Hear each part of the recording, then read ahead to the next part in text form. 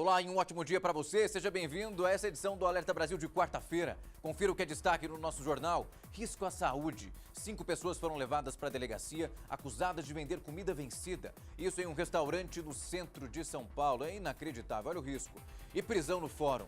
A advogada discute com juíza e sai da sala de audiência algemada. O caso ganhou repercussão e daqui a pouco tem os detalhes dessa história. Só que antes, claro, das notícias, eu vou te falar como fica o tempo e também o trânsito. A gente corre para a Avenida Paulista, imagens ao vivo, céu fechado. Nesse momento, 15 graus por lá. A máxima prevista para hoje é de 24. O dia vai ser de sol, mas com muitas nuvens, como você está vendo ao vivo agora comigo. Para falar do trânsito, a gente corre agora para a Marginal Tietê. Nesse momento, 121 quilômetros de lentidão, principalmente na região sul. Rodízio de placas, como sempre, valendo, hoje com os finais 5 e 6, como você vê na tela. O metrô, as linhas estão operando normalmente. Já nos trens, a linha turquesa opera com velocidade reduzida, porque, de acordo com a CPTM, a lentidão foi causada porque roubaram os cabos da linha. Olha o transtorno para quem precisa sair de casa. E agora a gente já corre para a internet para saber o que o pessoal está comentando lá no nosso portal. Joga aqui na tela para eu poder comentar. A gente começa na ferramenta de pesquisa, no Google. Sudeste dos Estados Unidos se prepara para enchentes do furacão Florence. Ainda lá no Google, Estados Unidos alertam o Irã que responderão a ataques de aliados no Iraque. E secretário-geral da ONU busca proteção de civis em Idlib, lá na Síria. E agora a gente muda para o Twitter. Notícia triste que a gente deu no comecinho dessa semana. Mr. Catra enterrado no Rio com presença de amigos e também de famosos. Agora nós falamos de futebol. Graças a Everton, o São Paulo vai voltar ao futebol competitivo. E a gente finaliza no Facebook que a fome aumenta no mundo pelo 3º ano consecutivo. Alerta que vem da ONU, Organização das Nações Unidas. Tá aí, quer saber disso e muito mais? Entra no nosso portal R7 que tá tudo isso para você. E hoje a nossa enquete é um caso polêmico. Você viu que nós vamos discutir o caso da advogada que acabou saindo de uma sala de audiência algemada. Essa imagem que você vê comigo agora aí na tela. Ela tinha solicitado um documento e a juíza disse, não, eu não vou fazer a liberação. E ela fez a recusa, disse daqui eu não saio, a polícia foi chamada e essa cena lamentável que nós estamos acompanhando agora na tela. A turma já vai colocar também o nosso WhatsApp aí na tela para você mandar o seu recado para nós. Acha que foi um abuso? Qual a sua opinião em relação a essa imagem que você acabou de acompanhar comigo? Manda o seu recado para nós que, claro, eu estou aqui aguardando, daqui a pouco tem a reportagem completa e a gente comenta um pouco mais sobre esse caso. Agora o Alerta Brasil faz um rápido intervalo, pega o seu café, volta, que daqui a pouco eu estou de volta para, claro, te deixar muito bem informado.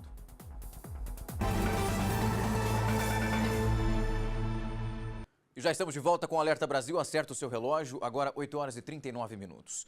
E 5 orientais foram levados para a delegacia depois que a polícia descobriu diversos restaurantes clandestinos, isso em um prédio residencial no centro de São Paulo. Além de ilegais, os locais eram sujos e os alimentos estavam vencidos. Os vídeos feitos pelos policiais mostram como eram os restaurantes clandestinos, montados de forma improvisada, em meio a apartamentos residenciais. Os fiscais chegaram antes do almoço. Os alimentos ainda estavam sendo preparados. Fatias de carne secando em grades, com a ajuda de um ventilador. Caixas com alimentos e panelas no chão. No refrigerador, os produtos estavam sem etiqueta. Paredes e pisos sujos. A farinha de trigo estava vencida desde fevereiro. O frango já estava sem validade desde o dia 11 de julho. A apreensão aconteceu neste prédio na Rua Barão de Duprá, no centro de São Paulo. Ali é um prédio residencial, né? E que vinha sendo utilizado aí como restaurante, né? Para preparo de refeições e consumo no local e também para consumo para viagem, né? Para fornecimento de marmitex. O prédio tem 16 andares. Em 5 deles, apartamentos eram usados como restaurantes e cozinhas clandestinas. A polícia ainda não sabe há quanto tempo o local era usado para a preparação de alimentos. Falta de higiene e tudo mais, mas o que mais chamou a atenção foi a cena de uma carne pendurada num ventilador. Isso para fins de secar o alimento. A vigilância sanitária, o que ela fez? Ela interditou esses locais e não vai poder funcionar como restaurante. Foram apreendidos cerca de 200 quilos de alimentos impróprios para o consumo. 5 pessoas de nacionalidade chinesa foram presas em flagrante. Elas pagaram fiança e estão em liberdade. Eles vão responder por crimes contra as relações de consumo, porque vender, ter em depósito, expor à venda produtos impróprios para o consumo configura crime contra as relações de consumo. Embrulha o estômago ver uma imagem dessa e aí tem que começar a desconfiar. Não dá para ir atrás do mais barato o tempo todo, que o resultado pode ser desastroso. O que você está vendo ali é carne pendurada no ventilador.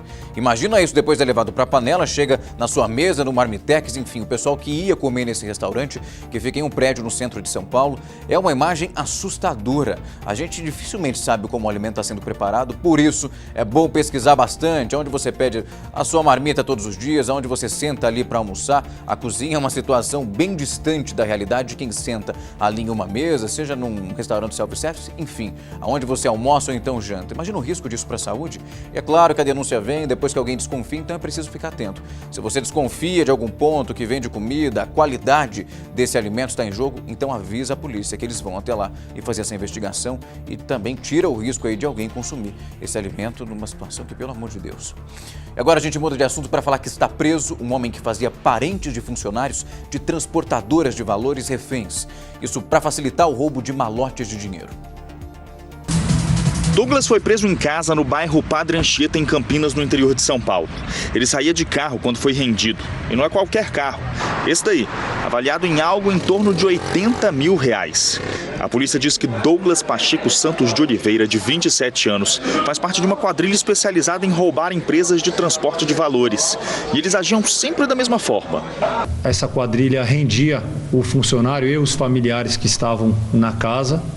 A família era mantida como refém e esse funcionário era liberado para ele ir até a sede da empresa e durante o transporte de valores que ele teria que fazer naquele dia, ele era obrigado a, em algum determinado ponto da rodovia por onde esses carros passassem, eles eram obrigados a parar e deixar ali alguns malotes, uma certa quantia de dinheiro estipulada pelos criminosos. A família era mantida sob ameaça até que os malotes com o dinheiro fossem entregues. Reféns de um crime parecido que aconteceu em Campinas há 5 anos reconheceram Douglas. Isso ajudou a polícia a pedir na justiça a prisão dele. Douglas e os comparsas eram muito violentos. Durante todo o tempo que a família permanecia em poder dos criminosos, eles eram constantemente ameaçados até que eles tivessem a certeza de que o dinheiro havia sido deixado no local indicado pelos criminosos.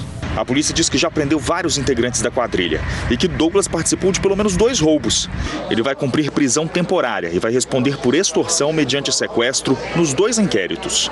Na residência desse criminoso não foi encontrado arma, porém ele já foi preso aqui pelo DEIC portando um fuzil, que é normalmente o armamento que é utilizado para esse tipo de roubo, de carro forte, de base de empresas de transportadora de valores.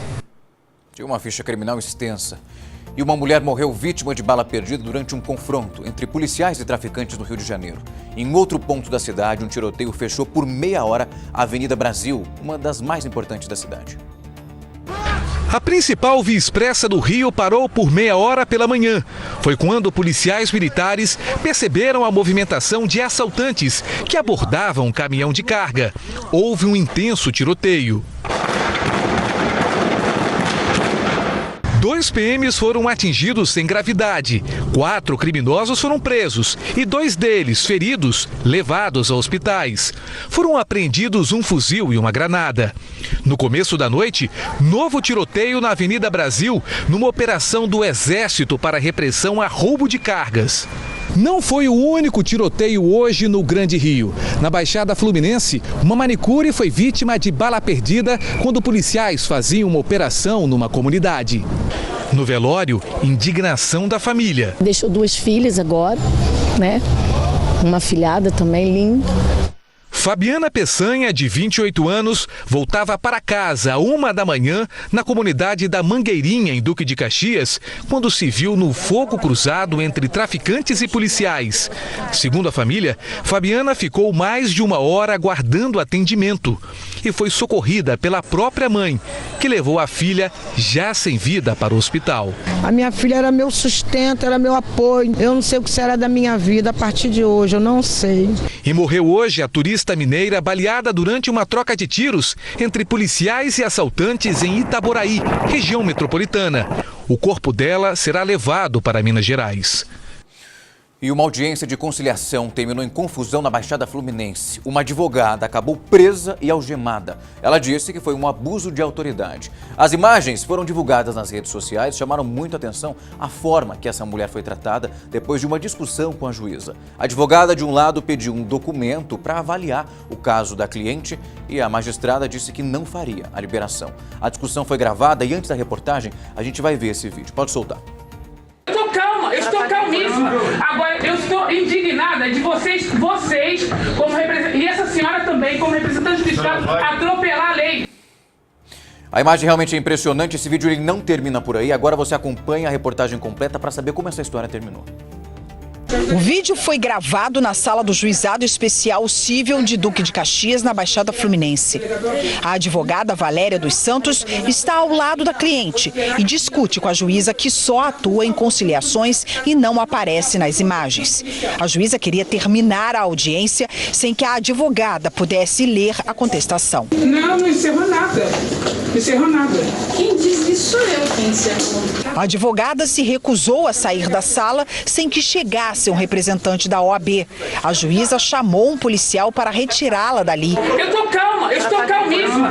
Agora, eu estou indignada de vocês como representantes, e essa senhora também, como representante do Estado, atropelar a lei. A advogada aparece algemada e colocada no chão por policiais antes de ser levada para a delegacia. Eu quero trabalhar, tenho direito de trabalhar. É meu direito como mulher, como negra, é trabalhar. Eu quero trabalhar. Valéria contou que só teve as algemas retiradas quando o representante da OAB chegou à delegacia e conseguiu libertá-la. Sabe quando a mulher ela é violada, batem nela sem motivo nenhum aparente? É isso que eu senti. E o que mais me chocou foi vindo o ato de uma colega, que ela também é advogada. A Ordem dos Advogados do Brasil considera que houve abuso e vai entrar com uma representação no Tribunal de Justiça para pedir o afastamento da juíza. O Tribunal de Justiça disse que a prisão ocorreu porque a advogada não acatou as orientações da juíza. Mas o representante da OAB acha que houve abuso. O advogado só pode ser preso em flagrante quando há o cometimento de crimes inafiançáveis. O STF, ele determina que as algemas só podem ser usadas em casos excepcionais. E a pergunta que nós fazemos realmente é a necessidade dessa reação aí. Você viu que a advogada foi levada para o lado de fora da sala de audiência e algemada, colocada no chão. Eu vou pedir já para o pessoal também colocar o nosso WhatsApp na tela, porque essa é a nossa enquete do dia. Você acredita que realmente houve um abuso de autoridade em relação a isso? Eu quero que você aí de casa mande o seu recado para nós. Eu quero saber a sua opinião em relação a esse caso. A advogada acabou se exaltando, a juíza tomou a atitude correta. O que você considera, vendo essa reportagem que nós acabamos de exibir? Vai mandando a sua resposta pra gente que nós vamos voltar a tocar nesse assunto ainda hoje. E agora a gente muda de assunto para dar uma amenizada nesse clima. Me fala uma coisa, você se dá bem com a sua sogra? Pode até parecer piada, mas essa relação pode ser um dos maiores problemas enfrentados por um casal. É o que está dizendo uma pesquisa. 1 em cada 4 casais tem problemas com essa interferência da sogra. Olha só essa reportagem para saber se você se encaixa nesse perfil. Dona Maria José é tão cuidadosa, adora mimar todos à sua volta. Olhando assim, até parece que ela é mãe da Vanessa, mas na verdade ela é sogra. Puxa, nunca pensei em ter uma nora tão maravilhosa como ela. Eu sempre, todo dia, falo para ela no WhatsApp: eu te amo, querida, não é? Maria José é mãe de 4 filhos, 3 mulheres e 1 homem, o Feliciano, que há 4 anos é casado com a Vanessa. A aposentada tinha tudo para morrer de ciúmes do filho, mas... Eu não gosto desse negócio de dizer que gosta mais de um do que de outro, não. Eu amo todos eles iguais, eu não faço diferença. Pois é, diz a Vanessa que a dona Maria José não é de dar palpites na vida do casal. E talvez seja esse o segredo para a família estar na contramão das estatísticas. Um estudo mostrou que a relação com a sogra é um problema para 26% dos casais entrevistados. E o principal motivo é a interferência constante das mães dos companheiros. A minha sogra hoje em dia é maravilhosa, mas do relacionamento antigo... um pouco complicado. Esta psicóloga explica que os conflitos são efeito da histórica construção negativa da imagem da sogra, muitas vezes vítima de piadas e brincadeiras. E para evitar as brigas é importante saber respeitar limites. A primeira coisa é a gente não olhar para a sogra como uma inimiga, né? Eu acho também que é importante essa questão do limite, da gente respeitar o limite do outro, respeitar a diferença do outro, e o jogo de cintura, né? Porque entrar em conflito com a sogra, eu acho que só faz sofrer mesmo o parceiro ou a parceira. E ao fim dos cabelos brancos sem uso de tintura, shampoo e condicionador Francisco Alves irão trazer a cor natural dos seus cabelos. O shampoo e o condicionador Francisco Alves irão suprir o seu tinteiro biológico, sem uso de tintura. Vale lembrar que não é tintura. Então, se seus cabelos são loiros, eles voltarão a ser loiros. Se forem pretos, voltarão a ser pretos. E é um produto de resultado gradativo. Então, ligue agora mesmo para o 011 5585 4000. Dá só uma olhada no que eu tô falando. Cabelos brancos? Nunca mais! Você arranca este ou aquele, mas a raiz branca está lá. E você acha que precisa recorrer a tinturas químicas? Esqueça isso! O shampoo e condicionador escurecedor Francisco Alves vai trazer a cor natural de volta ao seu cabelo. Não é mágica, não é tintura. Quando o tinteiro natural enfraquece, o cabelo branco aparece e você envelhece. Usando o nosso shampoo e condicionador escurecedor, você traz de volta a cor natural do seu cabelo. Ligue agora e peça o seu tratamento. 11 5585 4000.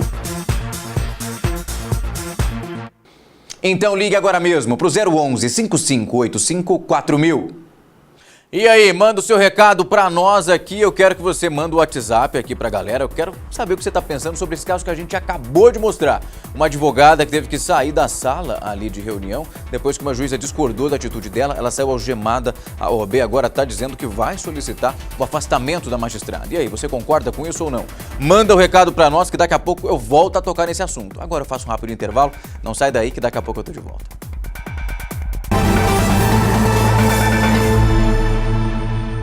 Já estamos de volta, agora 8 horas e 59 minutos e a gente segue direto para o interior do Rio de Janeiro, onde está o repórter Carlos Dourador, que traz hoje uma notícia animadora, a iniciativa de policiais militares para auxiliar as crianças no trânsito. Carlos, um ótimo dia para você. Conta um pouco mais aí dessa novidade.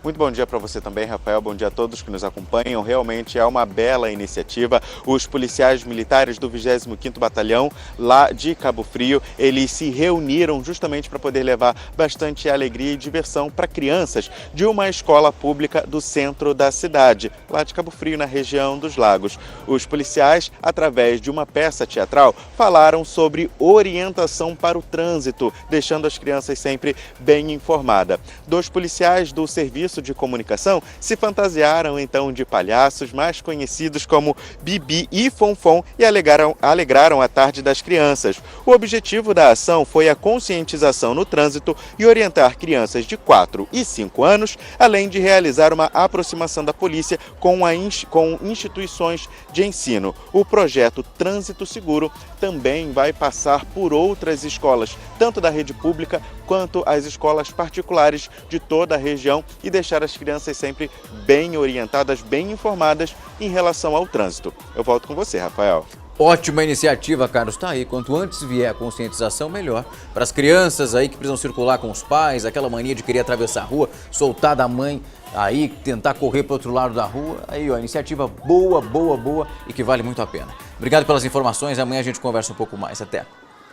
E agora a gente muda de assunto para falar que o PT decidiu que o ex-prefeito de São Paulo, Fernando Haddad, será o candidato à presidência no lugar de Lula, que está preso, condenado em segunda instância. A troca aconteceu no último dia do prazo dado pelo Tribunal Superior Eleitoral.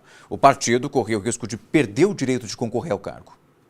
A confirmação de Fernando Haddad como candidato do PT à presidência da República foi anunciada em ato, do lado de fora da Polícia Federal, onde Lula está preso. Manuela Dávila, do PCdoB, foi anunciada candidata a vice. A substituição já era esperada. Ainda assim, Fernando Haddad passou cerca de 3 horas ajustando os detalhes da troca com o ex-presidente Lula, preso na Polícia Federal de Curitiba desde abril.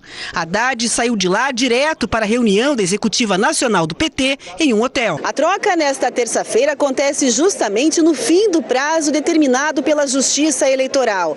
A data era o limite para a mudança que agora garante viabilidade à chapa do PT. No discurso, o candidato Haddad afirmou que está confiante na vitória. Nós vamos ganhar essa eleição pelo Lula, pelo PT, pelo PCdoB, pelos movimentos sociais e pelo Brasil, porque o Brasil merece essa vitória. O ministro do Supremo Tribunal Federal, Celso de Mello, negou os 2 pedidos da defesa de Lula. A suspensão da decisão do Tribunal Superior Eleitoral, que declarou Lula inelegível, e a ampliação do prazo para registrar o candidato substituto do PT. E no Distrito Federal, um deputado foi em um hospital verificar uma denúncia feita aí que vários medicamentos estavam numa situação irregular, mas acabou se envolvendo em uma confusão com os vigilantes. Olha só como tudo isso terminou.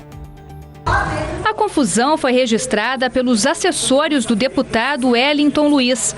O distrital teria ido até o Instituto Hospital de Base para investigar uma denúncia sobre falta de remédios na unidade, mas foi barrado pelos vigilantes do local.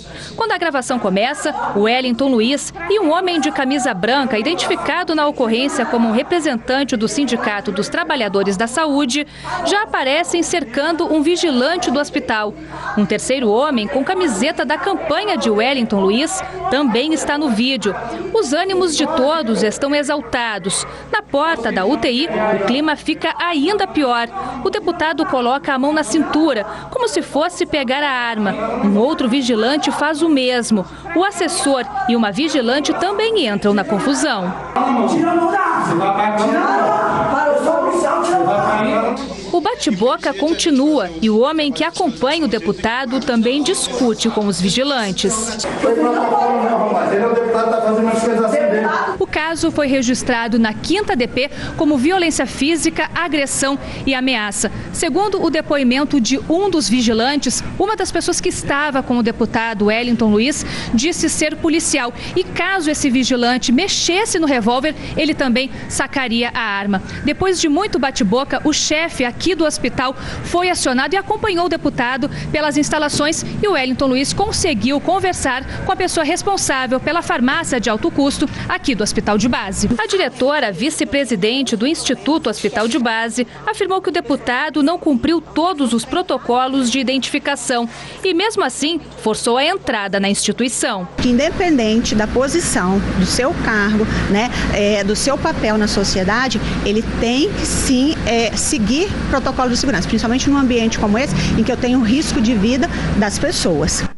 Exatamente, não é porque é um deputado, um político, seja qual for, vereador, qualquer um, existe um protocolo para ser seguido. Você não pode entrar numa unidade de saúde sem cumprir cada etapa que é colocada aí como necessária. E você viu ali durante a discussão, eles começam a conversar, houve ali um momento onde eles ficaram mais exaltados e os dois já colocam a mão na arma como se tivessem ali. Não, se a discussão continuar, eu vou pegar o meu revólver. O que é isso?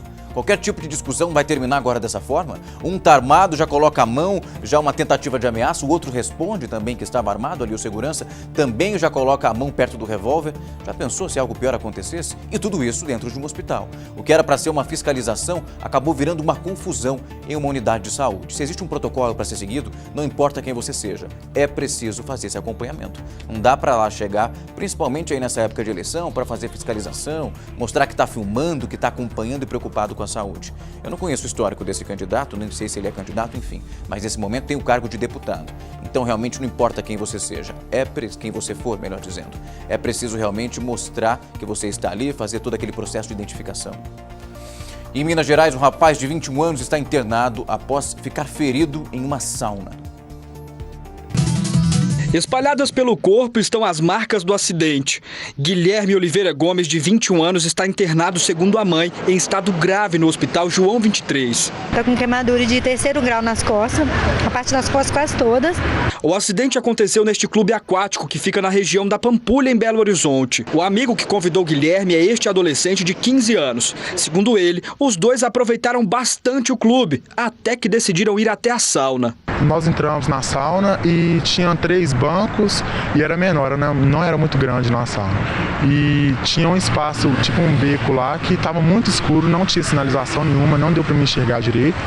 E nós entramos, nós demos 3 passos mais ou menos e paramos. Eu encostei na parede, onde que eu estava tinha parede, onde que ele foi encostar não tinha parede. Acabou que ele caiu em cima da chapa quente. Estas fotos, tiradas pouco depois do resgate, mostram o local exato onde o Guilherme caiu dentro da sauna. Deveria ter uma grade, alguma coisa, colocar a luz, porque não tinha luz nenhuma, nem sinalização. A supervisora do clube confirmou que iria gravar entrevista, mas desistiu e acabou nos enviando uma nota de esclarecimento. No texto, a administração do espaço alega que Guilherme teria se debruçado sobre o equipamento e que isto teria provocado o acidente. Diz ainda que prestou todo o auxílio necessário para o jovem e a família dele.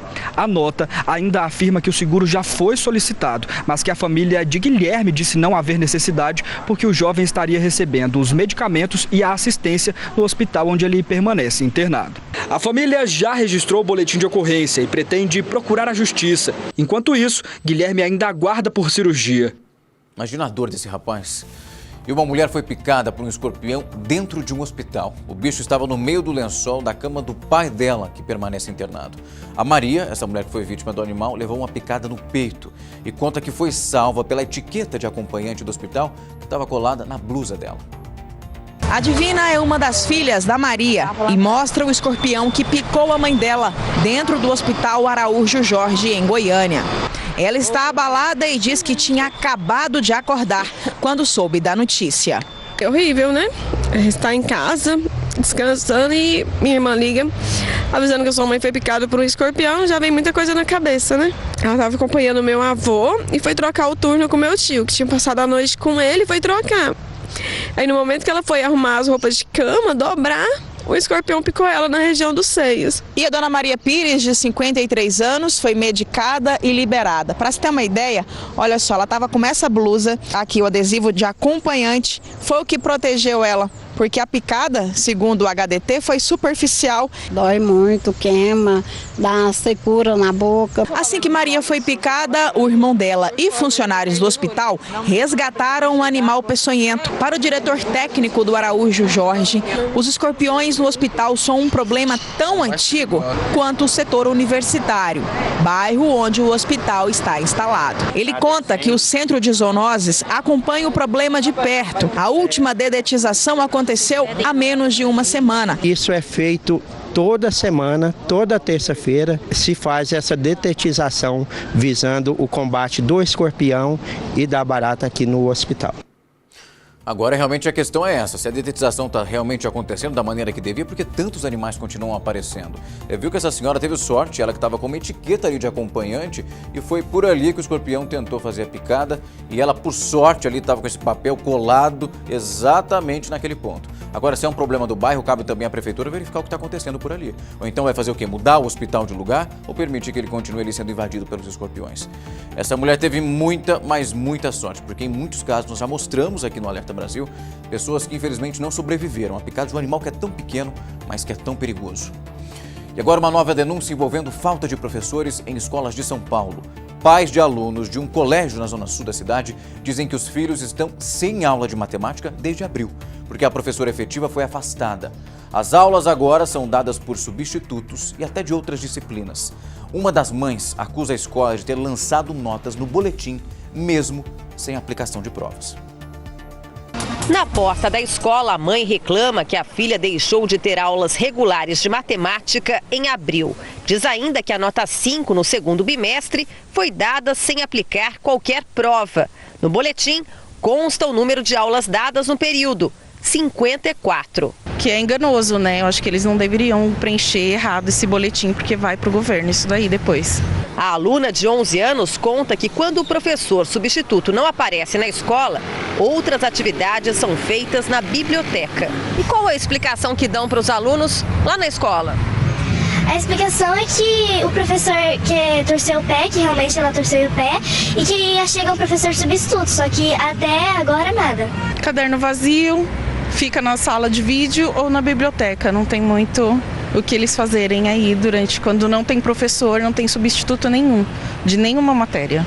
A Escola Estadual Comendador Miguel Malui fica no Campo Limpo, zona sul de São Paulo. A Secretaria Estadual de Educação admite que os alunos da turma do 6º ano C, período da tarde, deixaram de ter aulas regulares de matemática nos últimos meses. Um novo professor acaba de ser contratado e as notas do 2º bimestre serão revistas. Se necessário for, as alterações serão feitas para garantir ao aluno que a nota seja correspondente aos conteúdos que foram desenvolvidos. Há pouco tempo, nós mostramos um caso parecido na Escola Estadual José Cândido de Souza, que fica na Pompeia, Zona Oeste. A escola não conseguiu professor substituto de matemática e as aulas passaram a ser dadas por um profissional de educação artística.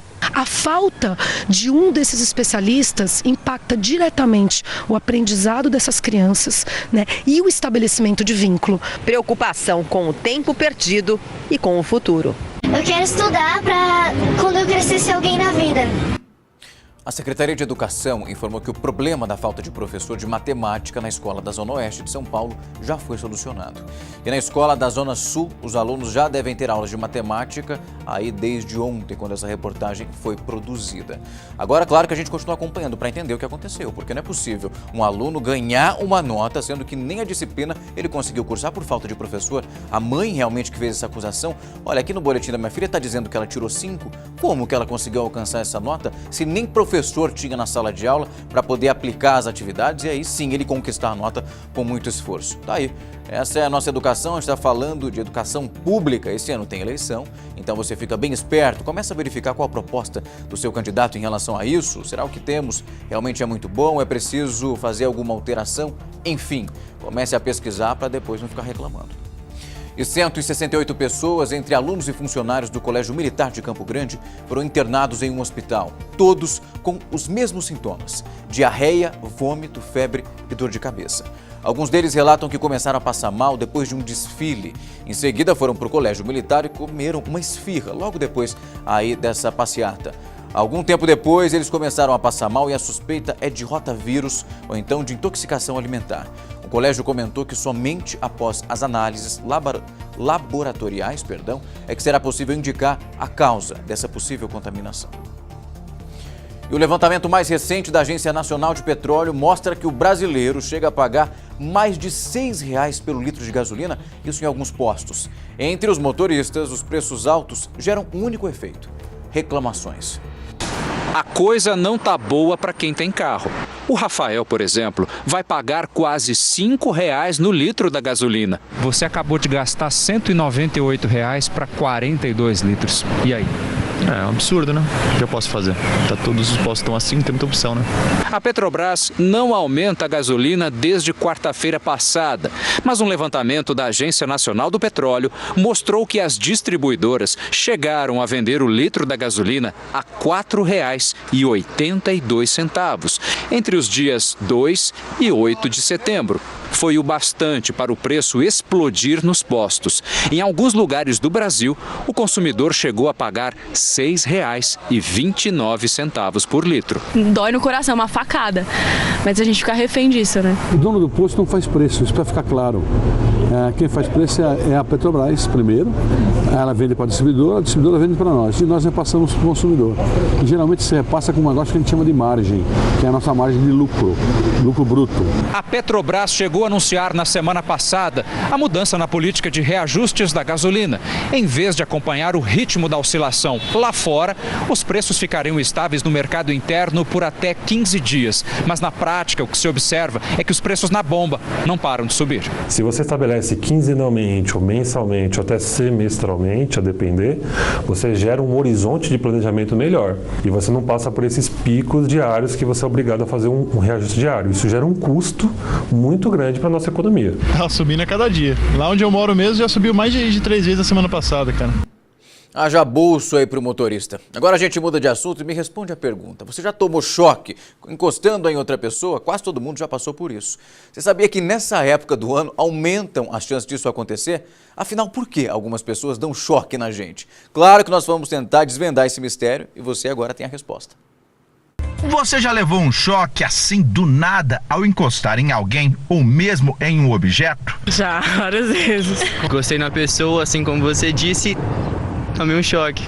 Isso também pode acontecer ao ter contato com a lataria de um carro ou até mesmo ao vestir uma roupa. É muito rápido, você só sente mesmo. E faz um barulho aí é tipo uma centelha. Nós vamos agora explicar esse fenômeno. Estamos em um laboratório de física da UFMG e esse aparelho que nós vamos ligar agora, ele gera energia eletrostática. Olha, só de eu encostar, dá para ver.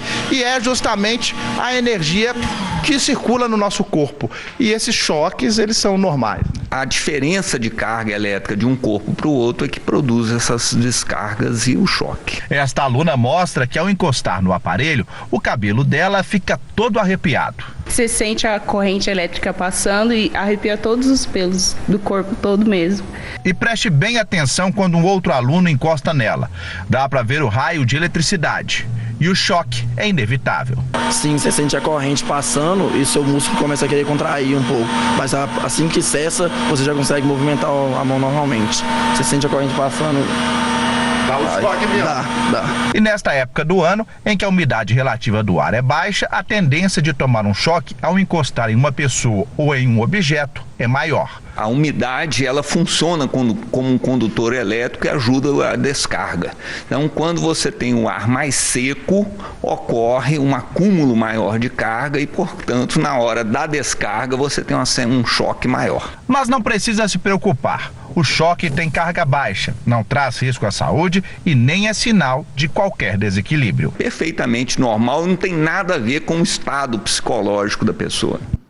Mas que dá uma assustada na hora que você encosta ali, isso não dá para negar. Eu vou pedir para o pessoal colocar antes do intervalo o nosso WhatsApp para você participar da nossa enquete. Nós mostramos aqui uma reportagem, uma advogada foi presa por uma juíza porque elas acabaram discutindo durante aí a audiência. E aí, acha que houve abuso de autoridade em relação a isso? Manda sua resposta para nós, que daqui a pouco eu volto a tocar nesse assunto. Agora eu faço um rápido intervalo, não sai daí que daqui a pouco eu tô de volta.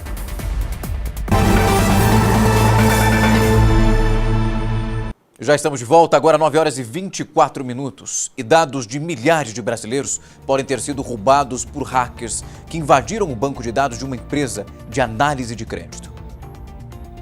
Aconteceu com o José Roberto, mas poderia ter sido com qualquer brasileiro.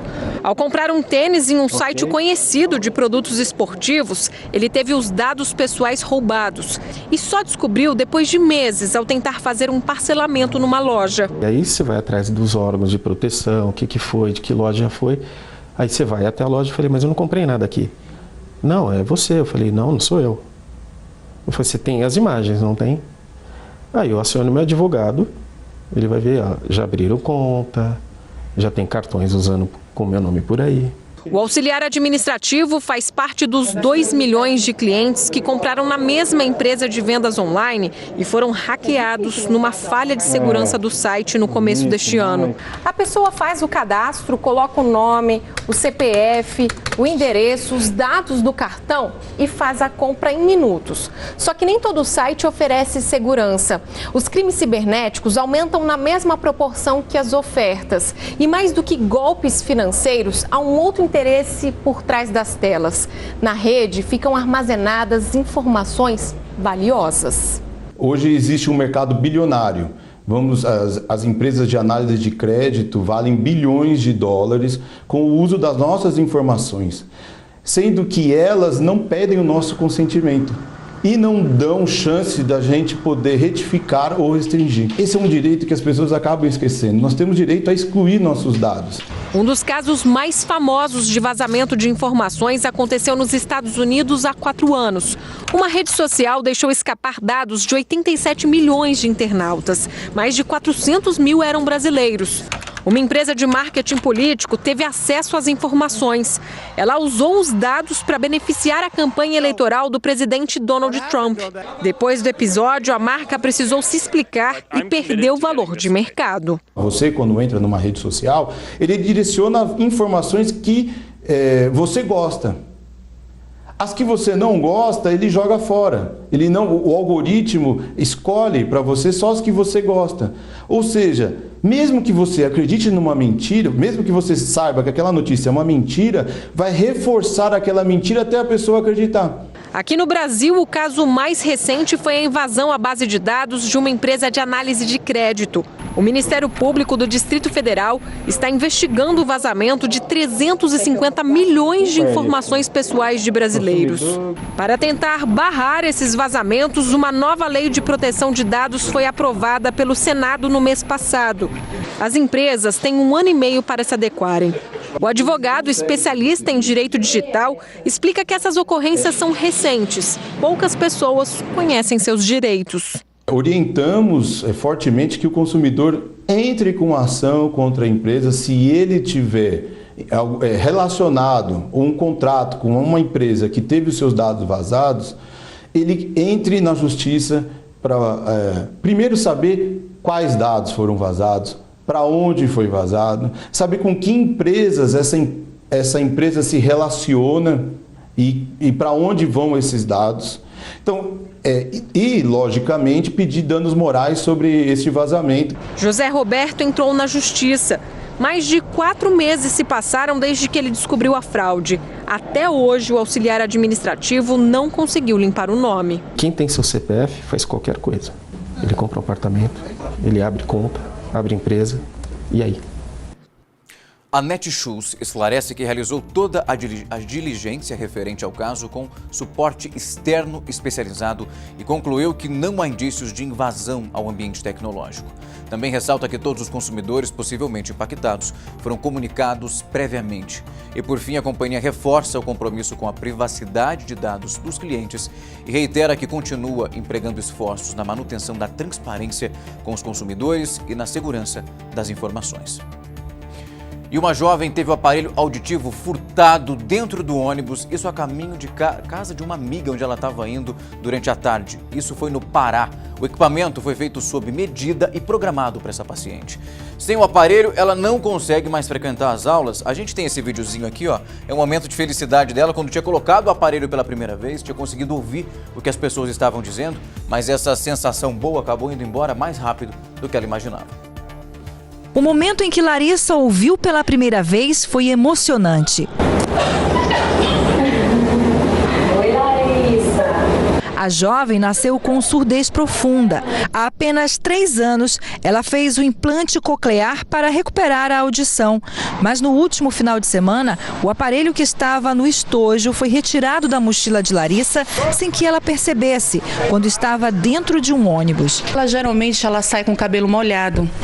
E o cabelinho molhado não dá para ela colocar o aparelho. Então ela colocou dentro do estojo, dentro da mochila dela, e foi para a parada de ônibus. Sem um aparelho auditivo, Larissa não ouve nada e tem faltado na escola. A jovem está no 3º ano do ensino médio. Além disso, o tratamento com a fonoaudióloga também ficou prejudicado. Um aparelho desse pode ser confundido com um fone desses simples, comuns. E, infelizmente, a Larissa não é a primeira paciente assaltada. Um aparelho como o de Larissa chega a custar no mercado R$50 mil. A mãe fez um boletim de ocorrência e uma campanha nas redes sociais para tentar recuperar o aparelho. Nós vamos lá no hospital, da universidade, e depois nós vamos até o Ministério Público para tentar ver se a gente consegue um novo aparelho para ela. Pode ser que seja rápido, mas pode ser que demore. Olha o valor desse aparelho, R$50 mil, é muita maldade acreditar que alguém realmente tenha aberto aí a mochila dessa moça e levado aí algo que é tão precioso e tão importante para ela. Nem as aulas essa moça consegue frequentar por causa desse problema, não consegue ouvir o professor. Agora a gente muda de assunto para falar que 6 estados e o Distrito Federal estão em alerta por causa das queimadas. Em Goiânia, um incêndio na maior área de preservação da cidade foi controlado depois de destruir parte da vegetação. A imagem é surpreendente. Um redemoinho se formou em cima do reservatório de água, que abastece parte da cidade de Goiânia. É um fenômeno que acontece quando o tempo está muito seco. Jesus Cristo, olha aqui. Depois, o redemoinho se deslocou. Foi em direção ao incêndio que, durante 48 horas, consumiu a vegetação do Parque Altamiro de Moura Pacheco, a maior área de preservação ambiental de Goiânia. Quase 30% dos 3.200 hectares de cerrado nativo foram queimados. O tempo seco contribui para a propagação rápida do fogo. Em Goiânia, a umidade do ar chegou a apenas 10%, quando o mínimo aceitável é de 30%. Além de Goiás, estão em estado de alerta contra incêndio Distrito Federal, Mato Grosso, Tocantins, Bahia, Piauí e Maranhão. Todos com baixa umidade. Pelo mapa do Instituto Nacional de Pesquisas Espaciais, a área de risco, representada em vermelho, é maior ainda. No parque em Goiânia, o fogo está controlado. Um ou outro foco resiste.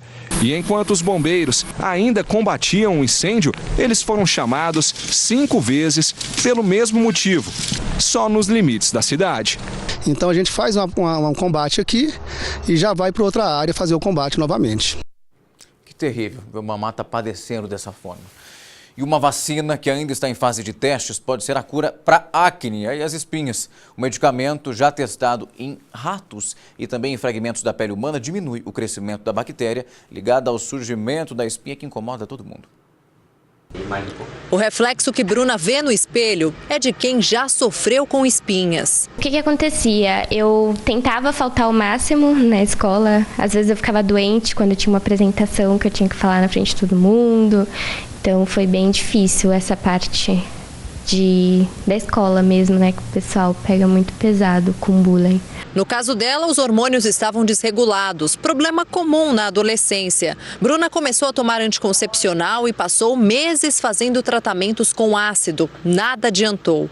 Mas uma novidade da medicina pode ser a solução para quem sofre com a doença. Cientistas de uma universidade da Califórnia, nos Estados Unidos, descobriram uma substância que combate a toxina responsável pela inflamação nas glândulas sebáceas que causam as espinhas. Por enquanto, as pesquisas foram feitas com camundongos e fragmentos da pele humana. O resultado foi positivo. A vacina reduziu o crescimento da bactéria associada ao surgimento da acne. Agora há uma grande expectativa para os testes em humanos. Os cientistas querem saber se existem efeitos colaterais. Essa é a grande preocupação dos médicos, já que os remédios hoje usados para tratar a acne mais severa, como a isotretinoína, têm restrições quanto ao uso. Os efeitos colaterais da isotretinoína são bem conhecidos, então é boca seca, olho seco, pele seca, a pele fica super sensibilizada ao sol, pode aumentar os triglicérides e o colesterol. A dermatologista orienta: quem sofre com acne, antes de tudo, deve procurar um médico especialista para descobrir a causa. O ideal é procurar realmente um profissional, porque pode inclusive ser o sintoma de algo mais sério e que também pode levar a sequelas, que muitas vezes são muito mais difíceis de tratar do que a acne ativa. Então, quanto mais cedo a pessoa procurar, mais cedo ela se livra daquilo e evita sequelas futuras. Alguns tratamentos estéticos, como este, que combina luz e ácidos, podem ajudar a tratar as marcas. É importante que o cuidado com a pele continue em casa. O uso de lavar a pele 2 vezes ao dia, com sabonete específico para acne, e o uso de um protetor solar, principalmente um cosmético adequado para a pele oleosa acneica, né? Bruna, que vimos no começo da reportagem, continua o tratamento para remover as marquinhas que ficaram das espinhas. Hoje eu acho que eu tô bem melhor, eu posso melhorar mais, né? Só que eu acho que eu tô muito melhor comparado a antes. Eu não preciso mais ter a franja enorme, eu consigo prender o cabelo que antes eu não prendia, fazer um rabo de cavalo que mostra mais o meu rosto. Tá aí, procura um profissional, não vai usando nada por conta. E lá no comecinho do jornal, a gente soltou a seguinte enquete, um caso de uma advogada que acabou sendo algemada para sair de uma sala de audiência depois que ela discordou de uma juíza. Ela tinha solicitado um documento e a juíza disse que não ia fazer a liberação. Documento que, de acordo com a lei, a advogada poderia sim ter acesso. E aí, com essa advogada presa, eu fiz a seguinte pergunta para você. Acha que houve excesso aí por parte da magistrada? E as nossas mensagens estão chegando. O Jonas Gomes de Salvador acredita que foi um ato de racismo. Para quem não viu a reportagem, essa advogada é uma mulher negra. Para ele, está mais que claro que a magistrada agiu aí dessa forma pela advogada ser uma afrodescendente. O Léo Oliveira, da Baixada Fluminense, disse que é um absurdo tamanha irresponsabilidade dessa juíza, que para ele deve ser punida. E você, o que acha dessa história toda? O WhatsApp já está na tela, manda sua resposta pra gente. Eu agora faço um rápido intervalo e daqui a pouco volto a tocar nesse assunto. Não vai sair daí.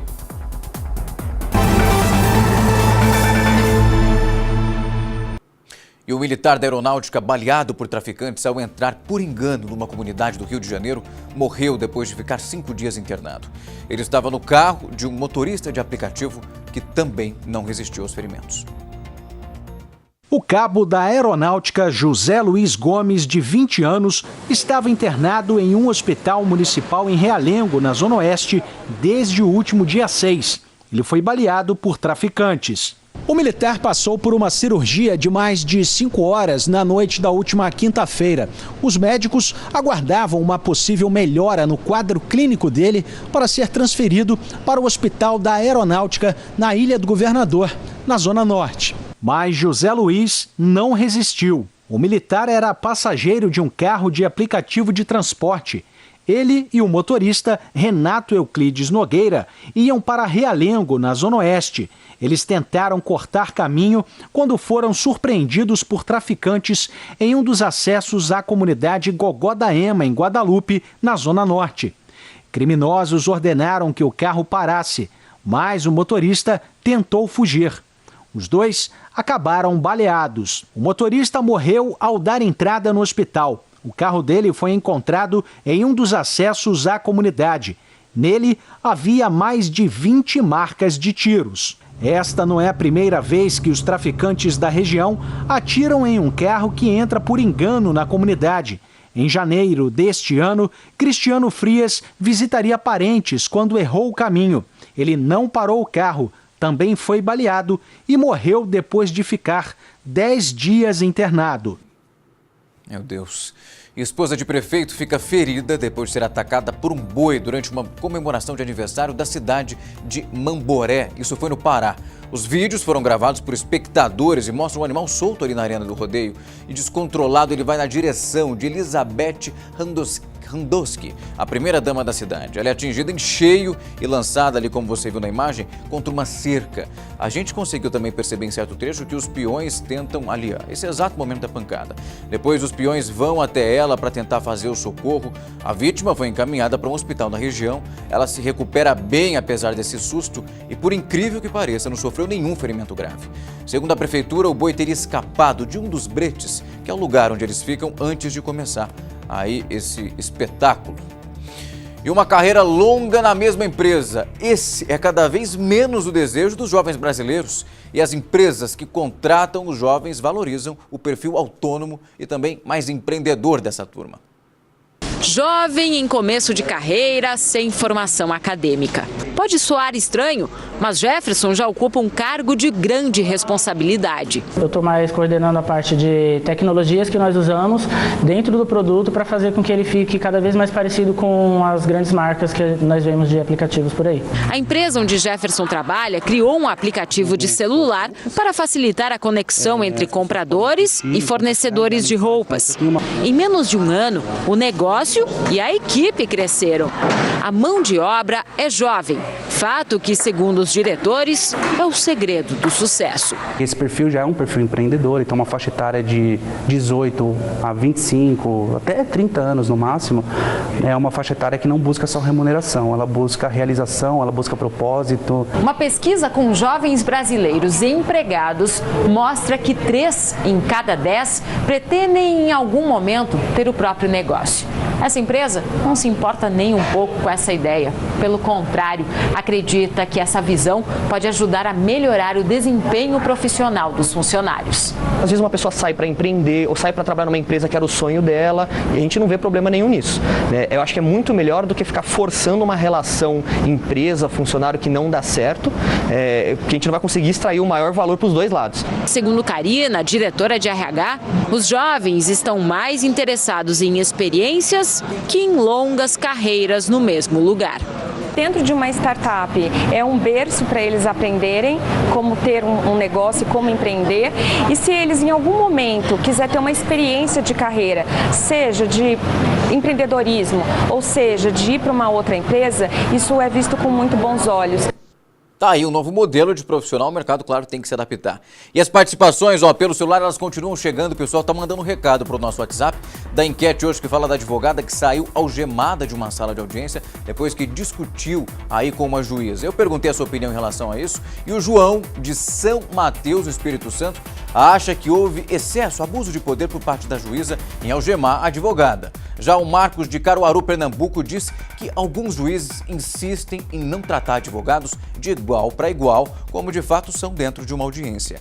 Agora eu faço um rápido intervalo, continua mandando recado, eu tô aqui com o celular esperando e daqui a pouco eu tô de volta.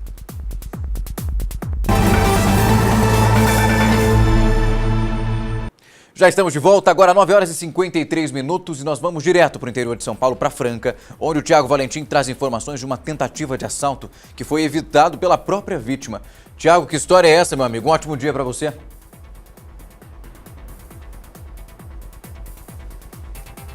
Ótimo dia para você também, Rafael Algarte, e a todos que acompanham ao vivo aqui o Alerta Brasil.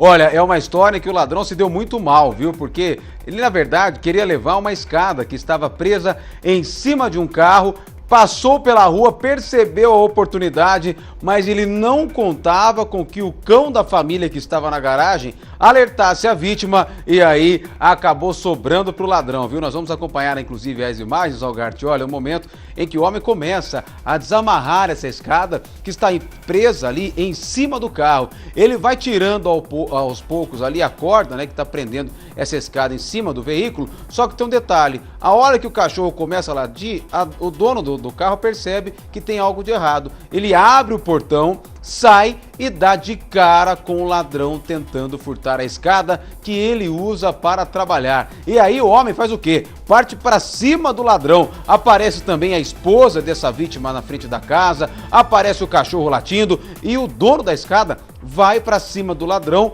dando socos e tapas. O homem apanha bastante ali, a câmera registra toda essa agressão, mas mesmo depois de apanhar, esse bandido conseguiu fugir e ainda não foi encontrado pela polícia. Nós estamos divulgando as imagens, inclusive aqui na Record News também, para que quem tiver qualquer informação desse bandido aqui no interior de São Paulo, esse caso aconteceu aqui em Franca, é só entrar em contato com a polícia através do 197, que é o Disque Denúncia da Polícia Civil, ou o 190, que é o número de emergência da Polícia Militar. Mas a imagem realmente é muito curiosa e foi bem na hora ali no flagrante que ele começava a tirar a escada. Esse carro pertence à vítima, mas a escada é da empresa que esse homem trabalha e bem no momento que o ladrão achou que ia estar bem, né, que ia conseguir arrancar essa escada e fugir na boa, foi o momento que o cãozinho alertou o dono e aí a hora que a vítima saiu, sobrou porrada pro ladrão. Ele apanhou demais ali, mas conseguiu fugir. Então qualquer informação é bom entrar em contato com a polícia, porque esse cara não pode ficar na rua. Apesar de ter levado a pior, viu, Algar? Deve ter ficado aí um tempo dolorido, mas continua sendo procurado e tem que pagar pelo crime que queria cometer ali, né? Volto com você agora ao vivo nos estúdios da Record News. Tiago, obrigado pelas informações. Tá aí, o cachorrinho botou pra quebrar, meu amigo. Bandido pra correr e alertou o dono. Obrigado pelas informações e um ótimo dia pra você. Até mais. E agora a história de um morador de rua que ganhou destaque lá na cidade de Peruíbe e também repercutiu na internet, graças a uma ação humanizada de uma equipe médica. Agora você vai entender exatamente o que aconteceu na reportagem da Beatriz Butiano. Vai ficar bonito, hein? Nesse vídeo, o médico corta o cabelo do morador de rua que apareceu na unidade de pronto atendimento um pouco transtornado, como se estivesse sofrendo de um surto psicótico. As imagens viralizaram na internet e deram fama ao Dr. Bruno, esse carioca que está em Peruíbe há 5 meses. O paciente não precisou de qualquer remédio. Depois de conversar com ele, O médico percebeu que o problema era outro, muito mais simples de se resolver. A equipe, ao avaliar o paciente, percebeu que realmente ele estava com fome, entendeu? E foi oferecido comida para ele e ele foi aceitando. À medida que ele ia aceitando alimento, a gente conversava com ele, você quer tomar um banho? Aí ele aceitava. Aí eu falei assim, olha só, se eu te deixar tomar um banho, te dou mais uma marmita, uma quentinha para você poder se alimentar. Você deixa a gente cortar teu cabelo, fazer a barba? Ele falou, não, aceitou numa boa. Então, conforme a gente foi vendo a necessidade dele, a gente foi trabalhando em cima da necessidade dele. E eu percebi que naquele momento não havia necessidade de tratamento medicamentoso, mas assim um acolhimento do paciente. A identidade do paciente ainda é desconhecida, mas depois do sucesso na internet, o médico recebeu muitas mensagens. Uma delas pode desvendar a história do morador de rua. Nessas mensagens, eu tive uma mensagem de uma paciente que disse que ele é morador do Guarujá e foi abandonado pela família há muito tempo atrás na cidade de Mongaguá devido a um surto psicótico. E o nome dele dizem que é Marcos, e ele atende como apelido de Pirola. Ele tem 54 anos e a prefeitura já está trabalhando para poder descobrir o endereço, tudo direitinho, para a gente conseguir continuar o trabalho com ele, certo? Continuar a dar assistência ao paciente. Bruno ficou conhecido, só que o médico não trabalha sozinho. Na equipe também estavam a Silvia, a Maria Elisa, a Mônica e a Kátia. Os moradores de área livre chegam na unidade, eles uma situação que eles precisam dos cuidados básicos, que é a higiene, alimentação, uma roupa limpa. Resolvemos o problema dele, ele saiu feliz, né? Aquele corte de cabelo, tudo, saiu muito feliz da nossa unidade. Quando vem para a mídia, ele vem com uma... a gente está acostumado com tanta repúdia do Sistema Único de Saúde e quando acontece um fato como esse, vira manchete. Mas é a nossa rotina diária. Geralmente na unidade de saúde a gente só escuta falar de morte. E a saúde, ela não engloba só a morte. A saúde, é vida, né? E foi um ato de humanização da equipe. Nota 10 para essa equipe toda, sensacional essa história, tá aí ó, um ótimo exemplo para a gente encerrar o nosso Alerta Brasil de hoje. Só que antes, claro, tem as últimas participações da nossa enquete. Quem mandou recado pra gente foi a Osimira de Balneário Camboriú, Santa Catarina, acha que a juíza faltou com respeito. A advogada que saiu de uma sala de audiência algemada depois que discutiu aí com a juíza. Já o Júlio Agnaldo de Uruaçu, Goiás, acha que foi um constrangimento desnecessário. Ele diz que a advogada deveria ter acatado a ordem da juíza e que depois tomasse as providências cabíveis. A mesma opinião do Jared de Fortaleza, lá no Ceará. Para ele, a advogada foi quem desrespeitou o Poder Judiciário. Bom, o Alerta Brasil de hoje vai ficando por aqui, mas amanhã, quinta-feira, às 8h30, eu tô de volta para, claro, te deixar muito bem informado. Até mais!